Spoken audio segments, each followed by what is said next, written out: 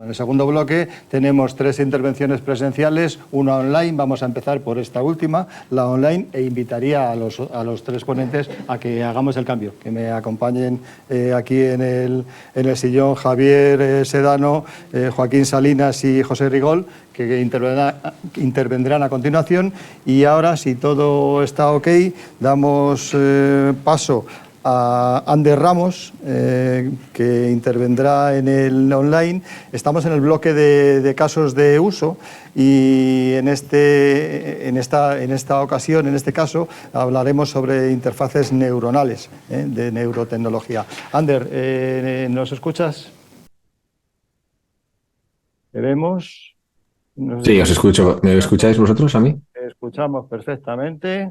¿Y veis la Creo que esta presentación? presentación que estamos viendo es la suya, es la de Ander, así que adelante, Ander. Por favor, ajustate al tiempo, porque vamos muy apurados de tiempo, ¿vale? De acuerdo. Buenos días, gracias por la invitación. Bueno, pues ya entrando en arena, voy a hablar de las interfaces neuronales y sobre todo destacar pues, el trabajo que hacemos dentro de Tecnalia en este ámbito que va de TRLs muy básicas, es decir, ciencia básica, pasando por ciencia aplicada y llegamos hasta el mercado como también ha comentado mi compañera anteriormente. Nosotros vamos a hacer un repaso de la tecnología que nosotros estamos habituados a trabajar, con la que estamos trabajando, que es básicamente registramos actividad del sistema nervioso y también lo estimulamos, porque dentro de la neurocomputación pues entendemos que hay como 2 vertientes, una que es la inspirada en el sistema nervioso para generar algoritmos y la otra que utiliza algoritmos inspirados o no en el sistema nervioso para detectar o interpretar las señales neuronales y asimismo entender un poquito mejor la neurociencia que puede de nuevo inspirar algoritmos, con lo cual es una especie de bucle cerrado. Nosotros en el sistema nervioso trabajamos en el cerebro, pero también registramos o estimulamos la médula espinal, los músculos y se puede hacer de manera invasiva o no invasiva. De manera invasiva sería mantas de electrodos que se depositan sobre la corteza cerebral, bien de manera pues por debajo de la dura o por encima de la dura. Y luego no invasivo, pues que está el Near Infrared Spectroscopy, la espectroscopía de luz infrarroja, luego está la resonancia magnética que ya hemos comentado, la electroencefalografía. Tampoco me voy a detener en este tipo de cosas. Pero bueno, la interfaz neuronal lo que utiliza son esas señales para cerrar el bucle, ¿no? E intentar estimular el sistema nervioso de una manera indirecta o directa y cerrando el bucle de manera implícita o explícita. Es decir, que el sujeto sea capaz de voluntariamente de modular esa actividad cerebral o que nosotros la modulemos sin que el sujeto sea consciente de que la estamos modulando.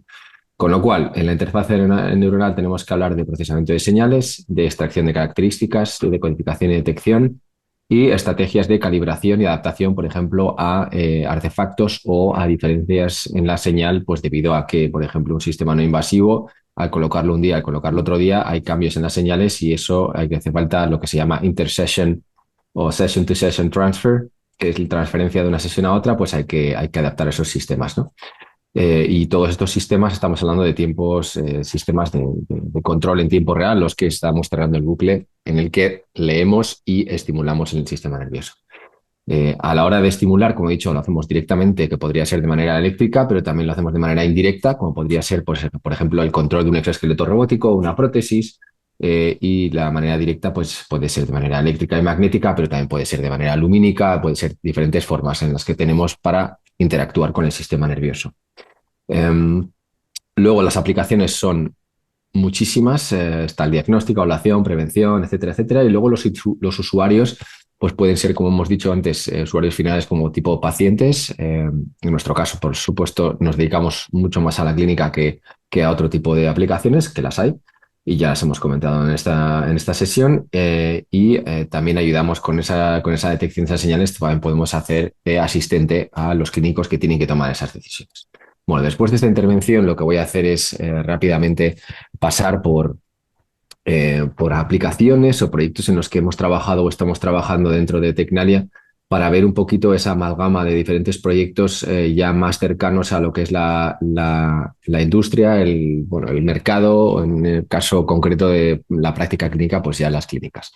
Este caso es un ensayo único a nivel mundial que hicimos con la Universidad de Berkeley, la Universidad de Tübingen, eh, Osakidetza, o sea, los dos BIOS del País Vasco, la Universidad Pública del País Vasco y la Universidad Libre de Bruselas, en la que implantamos una red de electrodos, microelectrodos de 1,5 milímetros en la corteza cerebral de un paciente que ha tenido un ictus. Aquí se ve un tejido un poquito más oscuro, ese es el ictus, y aquí está el tejido sano más rosita, y pusimos ahí el electrodo. Eso lo hicimos gracias a una fusión multimodal de datos de estimulación magnética transcranial que nos permitía hacer un pinpointing, o sea, saber más o menos dónde está en la zona en la que había una conexión entre el cerebro y los músculos, porque cuando estimulas con la actividad magnética generas contracciones musculares en la mano, aunque esté paralizada, y ahí se vemos que hay una vía que está conectada, a pesar de que esa mano está paralizada, porque esto es un paciente de ictus con la mano completamente paralizada. Vemos la lesión aquí y aquí se ve de todas formas, a través de tractografía también podemos ver las vías piramidales, o sea, las conexiones entre la corteza, que es donde se origina la intención de movimiento, la conexión con la espina, con la médula, que es la que realmente va a trasladar esa información a los músculos y van a hacer que se contraigan. Esto es como se ve el sistema. Aquí está la paciente, se ve una cajita en la cabeza, esa es la conexión con el implante. Lo hemos hecho en régimen ambulatorio, es decir, esta paciente se iba a su casa, tenía vía normal, iba a sacar a su perro, etcétera, etcétera, y luego venía y entrenábamos con ella. Estuvimos haciendo esto durante 3 años. Y gracias a esa actividad, pues decodificamos su intención de movimiento. Y lo que hacíamos era trasladarla, cuando veíamos que esa que se quería mover, decodificamos esa información, en nuestro caso, en un perfil de velocidades y movíamos 7 grados de libertad en un exoesqueleto robótico que hicimos en Tecnalia que permitía hacer movimientos funcionales del día a día y que servían de rehabilitación. Y todo esto se hizo porque tenemos una teoría en la que comentamos o creemos que eh, la actividad cerebral cerrando el bucle, es decir, el control cerebral del exoesqueleto robótico, lo que hace es una conexión y es una acción. A través de esa acción hay una reacción y a través de las leyes Hebbianas de plasticidad lo que se hace es una reconexión. Se consigue reconectar, por decirlo de alguna manera, o puentear, bypassear la lesión de una manera tecnológica, pero también generamos una reconexión o utilizando vías que estén ahí residuales o generando una reconexión entre el cerebro y los músculos, es decir, que esta paciente luego se ha podido mover. Y eso lo vamos a ver más tarde. Esto, me gusta siempre poner las caras de mis compañeros trabajando en este proyecto. Aquí se ve cómo la paciente está controlando única y exclusivamente con la actividad cerebral, unida también a la actividad muscular, porque es importante unirla a la actividad muscular para evitar que haya la ley de la mínima energía. Es decir, si solamente el output viene del cerebro, automáticamente, si sabes y eres consciente de que eso funciona así, dejas de utilizar los músculos porque energéticamente es más óptimo. Y entonces por eso tenemos que meter en este caso, que es de rehabilitación, la actividad muscular dentro del bucle de control. Las mejoras funcionales han sido clarísimas y muy significativas. Estas son escalas clínicas habituales, pero lo más interesante es ver, bueno, pues al inicio, por ejemplo, está la actividad muscular de levantar el brazo y llevarlo a la nuca, por decirlo de alguna manera, y esto es la acción de abrir y cerrar la mano. Esto es básicamente ruido, no son las mismas la escala en X y en Y, estamos multiplicando la escala probablemente por 10. Y aquí lo que se ve es que al principio no era capaz de generar básicamente esa actividad y luego al final se ve claramente que es capaz de generar esa actividad muscular mucho mejor. Y esto es el vídeo en el que lo se demuestra que al principio no era capaz de mover el brazo para nada, la mano estaba a cero y movía el brazo para arriba.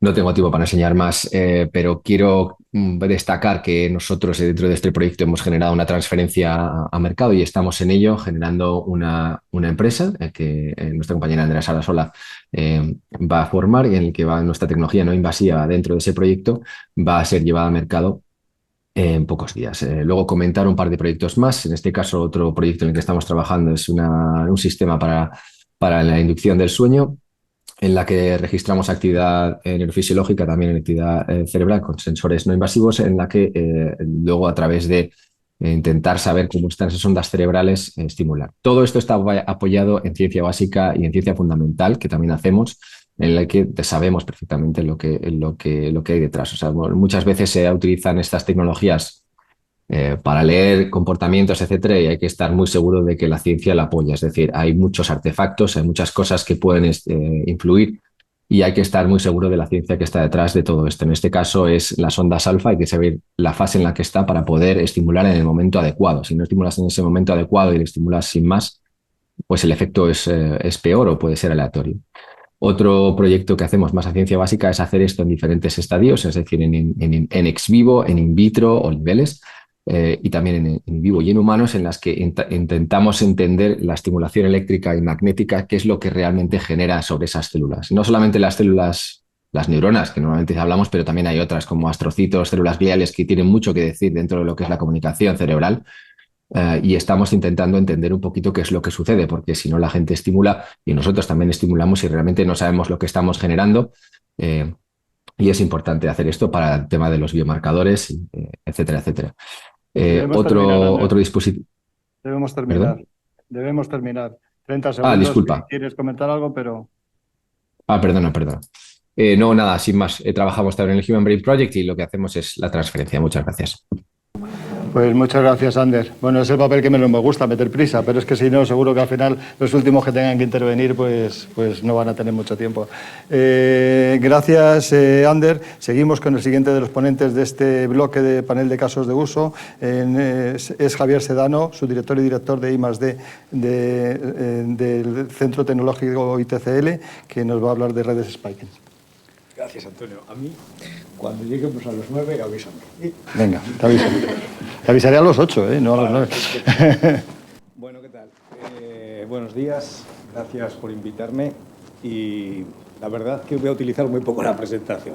He trabajado mucho en ella, pero casi os voy a contar lo que creo que se puede explicar de forma más o menos sencilla. Cuando llegue el momento, pondré alguna slide y así lo comentamos. Mi perfil proviene de la física y la ingeniería industrial. Me doctoré hace unos 18 años en lo que se llamaba el System Identification. El System Identification es la identificación de sistemas, para el comportamiento, para conocer el comportamiento de un modelo, de una planta industrial, de un sistema que se comporte de unas formas. Es lo que se llama ahora la IA. Pero antiguamente lo utilizábamos con otros modelos, que eran modelos lineales, bilineales, modelos paramétricos, ecuaciones de diferencias, etcétera, etcétera. También utilizábamos redes neuronales y utilizábamos modelos Wijster u otras características. A partir de ahí, trabajé con temas de inteligencia artificial, pero por azar, hace 7 años me llamaron de la Asociación Nacional Francesa para que evaluara proyectos de las convocatorias más básicas, que son las chistera. Entonces llegué allí y yo dije, pues yo soy un tío de barrio, de Burgos, ¿cómo me van a llamar a mí? Y entonces nos sentaron allí a 5 o 6 personas para evaluar proyectos de algo que me tuve que estudiar un montón para ser capaz. Y dudé mucho de aceptar. Y eran las redes Spiking. Redes Spiking sintetizadas directamente en chips. FPGAs de 10 nanómetros para poder incorporar directamente las Spiking fundamentalmente. También había memristores con óxido de titanio para poder incorporar y sintetizarlos de forma interna, porque las redes Spiking tienen algo que es importante, que este es el meollo. Una red Spiking se diferencia fundamentalmente de una red neuronal tradicional en que las redes Spiking funcionan por impulsos. Vale. Pero todos los que hemos trabajado con estos o utilizamos diferentes herramientas decimos, ¿impulsos qué es? Impulsos es que aquí no existe valores entre 0 y 1, 0,6, 0,4, 0,3, aunque hayamos hecho una normalización de los datos previa, no los podemos introducir. Tenemos que introducir ceros o 1. Ceros o 1. Y esto es una parte importante ya de las propias Spiking, cómo introducir los datos. De forma que si yo tengo datos entre 0 y 1, 0,3, 0,7, 0,75, 0,82, ¿cómo discretizo si le meto un 0 o un 1? Puedo multiplicar por 100, generar trenes de impulsos, hacer una codificación en binaria, podemos hacer que los datos hasta el 0,5 al 0,6 sea un valor y después introducirlo. Primera parte, los datos son ceros y unos. Segundo, son las redes de tercera generación. Las redes de tercera generación son las redes que utilizan dos conceptos. La plasticidad, que es la forma del aprendizaje, y segundo, la sinapsis, la forma de conectar las propias neuronas. Funcionan por lo que llamamos los impulsos eléctricos. Y decimos, pero esto es nuevo. ¿Qué va? Hace 7 años, 8 años, 10 años existían ya tesis doctorales que estaban desarrollando sus propios conocimientos directamente con condensadores y bobinas, porque un impulso se genera a través de una función de derivada para disparar la red. Esto no es nuevo. Viene del pasado. Hay tesis doctorales maravillosas. Yo estoy dirigiendo ahora mismo una de Spiking Neural Networks en la Universidad de Granada, con un doctorando que trabaja conmigo. ¿Para qué? Para primero comprobar lo que ahora voy a seguir diciendo. Las redes Spiking dicen, ¿por qué son buenas? Porque nosotros cuando trabajamos con redes neuronales convencionales tenemos que ejecutar todas las neuronas a la vez. Todas. En cambio, imagínense ustedes que yo, mi cerebro, toda mi capa anterior, posterior y superior, estaría trabajando de la misma forma y a la misma velocidad continuamente. Sería agotador. ¿Por qué podemos utilizar las redes normales en cualquier sitio? Porque tengo GPU, porque tengo un montón de memoria y porque puedo utilizar un montón de datos pasados para poder reentrenar las redes. Pero esto, en la fiesta de Blas, todo se paga. Y si yo quiero ejecutar grandes cantidades de datos, tengo que pagar grandes cantidades de memoria. Imaginemos, si yo meto un dron que quiero que aprenda solo, ¿qué le llevo? ¿Una mochilita detrás con un montón de kilos de memoria para que vaya aprendiendo él solo? No. Al hilo de lo que decía... ¿Qué tal voy?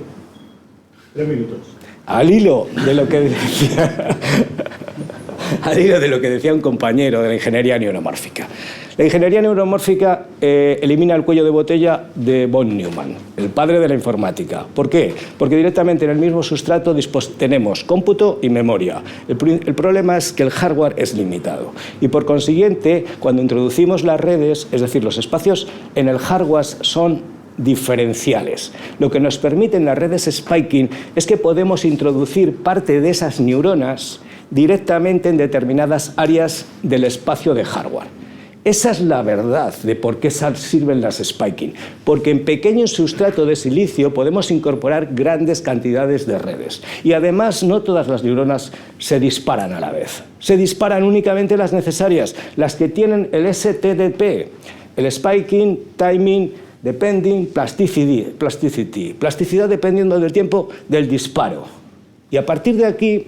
existen otros algoritmos como Sloyer y otros lo que se llaman las super spiking, que lo que hacen son variaciones de los algoritmos que te permiten hacer que el intervalo de disparo sea más amplio o menos amplio. ¿Para qué? Para que unas neuronas tengas más plasticidad con las otras.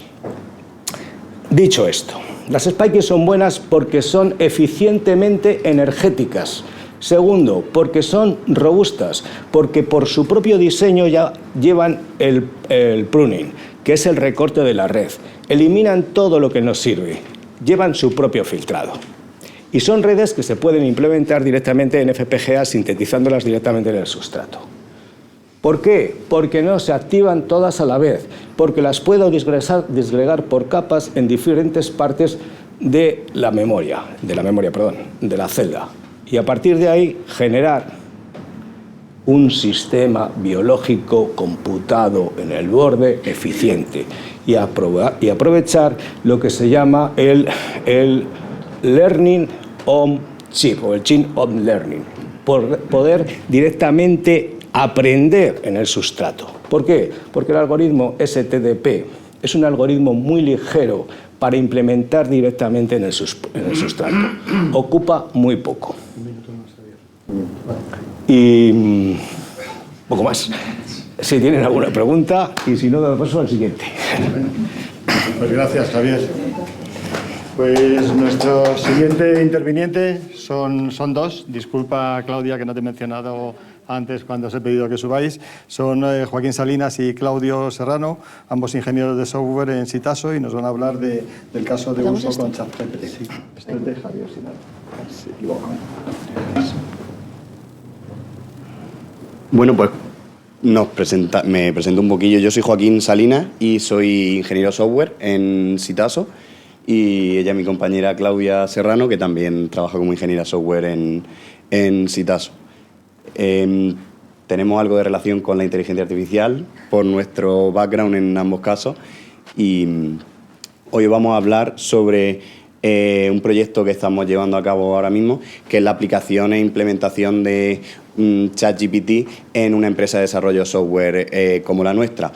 Primero nos centraremos en la relación que tiene esto con la neurocomputación, así como los conceptos teóricos en los que se basa, y también contaremos un poco cómo ha sido esta implementación, los beneficios que hemos tenido y los futuros proyectos que se han generado por el éxito que ha tenido internamente. Bueno, en primer lugar, ¿qué relación tiene la neurocomputación con ChatGPT? Bueno, pues la neurocomputación es la base de los Large Language Models, que son modelos lingüísticos, ya que la tecnología en la que se basan son las redes neuronales artificiales, que hemos estado hablando mucho hoy, y gracias a ellas lo que consiguen es, entrenándose con un gran contenido de datos lingüísticos, consiguen que el modelo sea capaz de generar y entender el texto tal como lo hacemos los humanos. Entonces, GPT es Generative Pre-Training Transformers, y al final es una extrapolación de estos LLMs que he hablado. El proceso que sigue es el usuario introduce por prompt un texto. Este texto es procesado por Natural Language Processing y se convierte en un vector, que es más conocido como embedding. El modelo consigue contextualizar todos estos embeddings y encontrar las relaciones entre ellos para poder sacar una respuesta dependiendo de la petición que ha recibido. El punto más importante del modelo es este entendimiento del contexto, donde los transformers juegan un papel crucial. Al final, un transformer es una red neuronal, pero un poco más compleja, que lo que consigue es esta identificación de contexto y relacionar palabras de una manera mucho más eficiente y rápida, gracias a la paralelización de los procesos. Además, GPT utiliza Supervised Fine Tuning, que lo que hace es adaptar el modelo para situaciones más específicas, y acaba con un Reward Model, que lo que hace es evaluar la calidad de la respuesta generada. A este modelo, a este RM, se le aplica Reinforcement Learning para optimizarlo y así ir a buscar una maximización de las recompensas. Pero, ¿qué nos supone esto? ¿Qué implicaciones tiene esto para nosotros? Hemos decidido centrarnos en los beneficios que obtenemos del uso de esta tecnología, pero sí que me gustaría mencionar lo importante que es lo que conocemos como prompt engineering, es decir, la forma en la que escribimos los prompts, las requests a este servicio. Y que para ello pues nuestras preguntas han de ser muy claras y concisas, no tener ambigüedades, especificar el tono e incluso fomentar una interacción con el modelo para cambiar el tipo de respuesta que queremos obtener. Para que los beneficios fuesen lo más cercanos a la realidad posible, decidimos preguntarle a nuestros compañeros para qué usan ello y para qué creen que le aporta un beneficio mayor. Y vimos estas tres grandes vertientes, que son brainstorming, pues para generar ideas, desglosar tareas en tareas más pequeñas, o para encontrar posibles soluciones o planes de acción frente a problemas que van surgiendo. Luego, para tareas más rutinarias como escribir emails o documentar proyectos o procesos, e incluso para traducir. Pero para nosotros la parte más importante es la parte de programación, ya que nos ayuda mucho a la hora de generar código, generar pequeños code snippets de código, o a la hora de aprender, o incluso optimizando ciertos parámetros en el código. También para documentar el código a la vez que para escribir test, y nos ayuda mucho también como un asistente de depuración, pues para encontrar errores mucho más rápido. Bueno, entonces os vamos a hablar de la implementación de nuestro ChatGPT, al cual le hemos llamado ChatGPT, y de la interfaz que hemos usado. Está basado en LibreChat. LibreChat es una plataforma open source que te da acceso a múltiples modelos de IA, a la vez que una interfaz de usuario fácil de usar y muy conocida.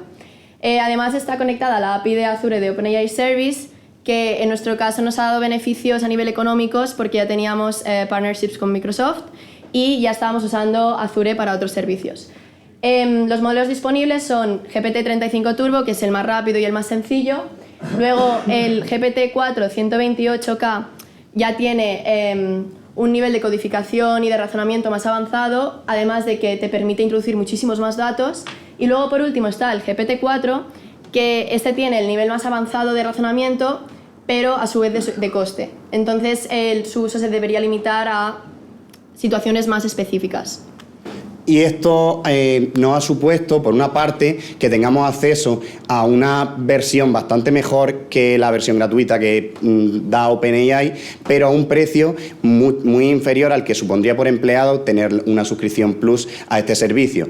Y lo más importante para nosotros, que el nivel de confidencialidad que ofrece es mucho mayor, ya que los datos no pueden ser almacenados en ningún caso y solo se puede acceder a ellos, solo pueden acceder a ellos en el caso de que haya una duda de que se está usando para algo que no se debería. Luego también nos permite hacer fine tuning con estos parámetros que podemos ver aquí, permitiéndonos el primero y el segundo obtener unas respuestas pues más imaginativas o más certeras, y también añadir prefijos a nuestros prompts pues que nos ayudan con lo que hemos visto antes de prompt engineering. También nos permiten usar plugins esto no ha sido fácil en realidad, sobre todo legalmente, la implementación, porque debido a todos los acuerdos que tenemos de confidencialidad con nuestros clientes y con los datos internos que son más sensibles, hemos tenido que estudiar todo mucho y al final en algunos casos hemos conseguido poder usar el código de cliente y poder usar datos de cliente, aunque en otros hemos tenido que pararlo de momento. Y luego pues hemos tenido que tomar diferentes decisiones a la hora de implementarlo, como la forma de autenticación para con la API de Azure, además de una elección para un wrapper para esta API que ha sido LibreChat, como ha comentado mi compañera. Bueno, por último os hablaremos de los próximos pasos que están ahora en desarrollo. En primer lugar, tenemos un chat GPT en local. Hasta ahora lo que estamos haciendo es peticiones a una API, y esto a nivel de datos, aunque aseguren la seguridad de ellos, muchos de los clientes no lo quieren, y de esta manera, teniendo por ejemplo el modelo Mistral, que es el elegido 8X7B, nos permitiría usar con toda libertad esos datos, ya que el modelo estaría localizado en nosotros. Además, le nutriríamos también con los datos de nuestra página de Confluence, ya que allí tenemos documentados todos los proyectos y toda la documentación de la empresa, y sería muy útil tener al modelo y poder interactuar conversacionalmente sabiendo que él tiene esos datos.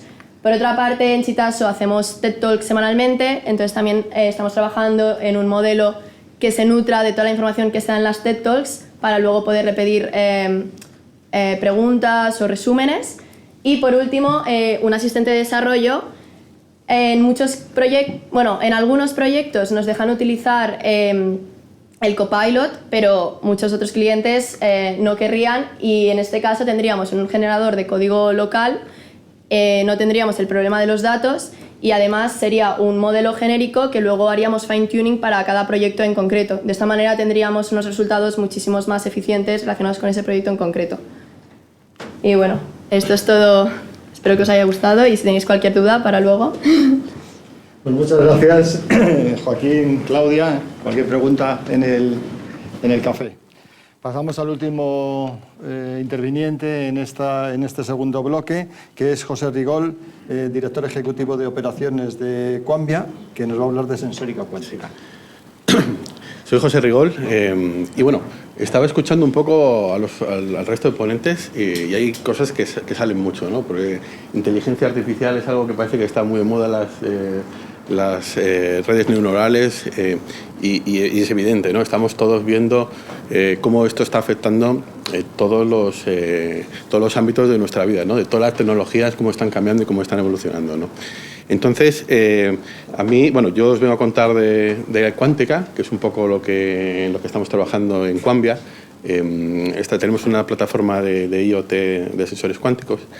Y básicamente hay dos cosas que veo que son necesarias, que hay que mejorar, ¿no? Pues estamos hablando pues toda esta parte de la inteligencia artificial, que sabemos que tiene determinadas limitaciones, que la cuántica, pues sabemos también que tiene ciertos elementos que nos van a beneficiar mucho para conseguir mejores resultados.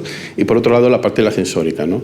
En algún momento se estaban comentando pues, que lo que tenemos que buscar son sensores que cada vez son más sensibles y sean más capaces de detectar con mayor grado de calidad y de precisión distintos tipos de datos, ¿no? Entonces, bueno, no sé si la presentación son tres transparencias, pero vamos, tampoco, si no la cuento sin...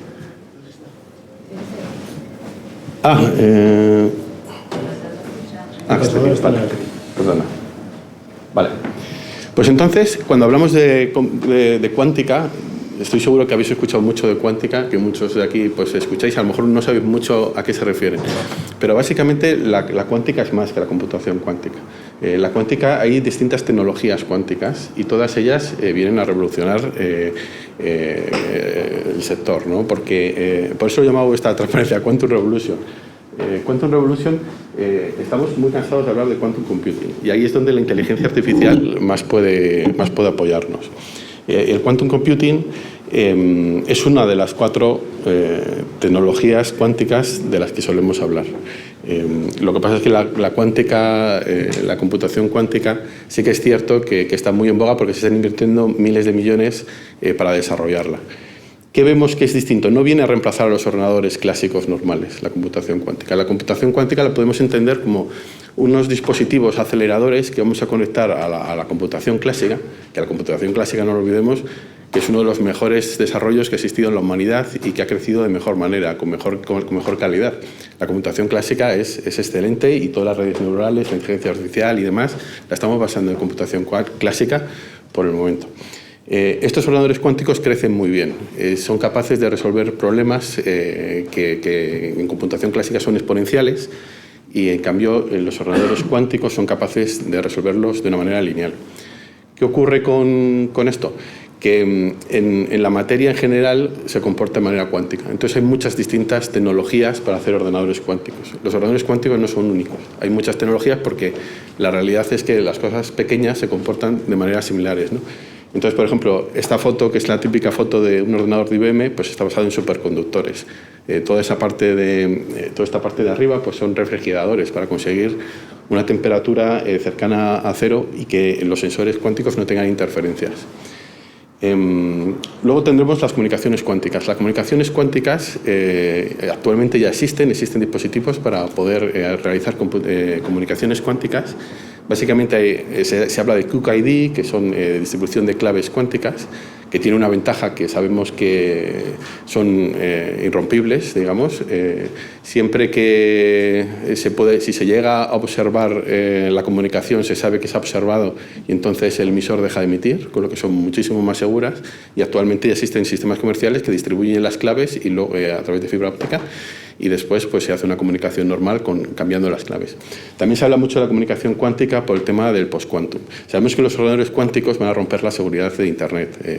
La seguridad de las claves asimétricas basadas en RSA, pues ya existe un algoritmo cuántico que lo hace de una manera lineal. Entonces es cuestión de tiempo de tener una máquina suficientemente potente cuántica para desencriptar todas las comunicaciones que actualmente se están teniendo. De hecho, se habla de que hay gente que está guardando las comunicaciones actuales para después en un futuro poder decodificarlas. Por eso, actualmente se están investigando mucho los algoritmos postcuánticos, que aunque serán algoritmos clásicos, nos asegurarán de que ni siquiera un ordenador cuántico pueda romper esas comunicaciones. Luego, por otro lado, tenemos la simulación cuántica. En la simulación cuántica también se están haciendo muchos progresos y básicamente es por ejemplo, para el diseño de nuevos fármacos. La complejidad que tiene para hacer esas simulaciones, los ordenadores clásicos tienen muchos problemas porque es muy difícil hacer esas simulaciones. En cuanto cambias una molécula, pues cambia mucho el resultado que puede obtenerse. Para la simulación cuántica es un campo que, sobre todo por los fármacos y para el diseño de materiales, pues se está investigando mucho. Y después tenemos la parte de sensórica cuántica. La parte de sensórica cuántica básicamente abarca un amplio grado de sensores.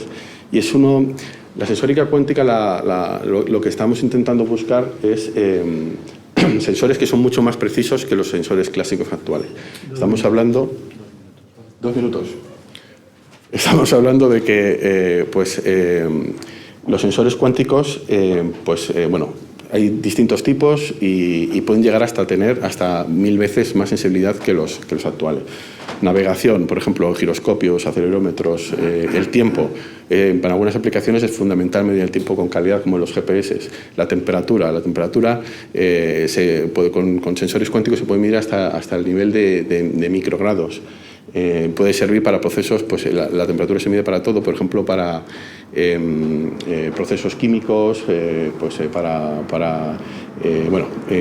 tiene muchas aplicaciones.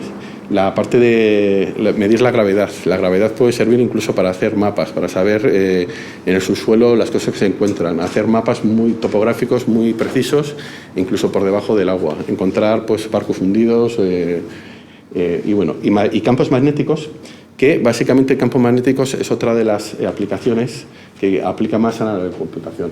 Con los campos magnéticos, como sabemos, podemos medir la cantidad de el campo eléctrico. Una neurona genera una señal eléctrica y esa señal eléctrica genera un campo magnético que los sensores magnéticos se pueden conseguir. He puesto un estudio de la Universidad de Nottingham en el que han desarrollado un sistema basado en sensores ópticos que miden campos magnéticos. Esta es 4 veces más sensible que los actuales que se están utilizando comparados con los clásicos. Permite realizar movimientos y permite hacer mediciones pues muy precisas mientras el paciente está realizando una tarea. Si queréis más información os la puedo adjuntar.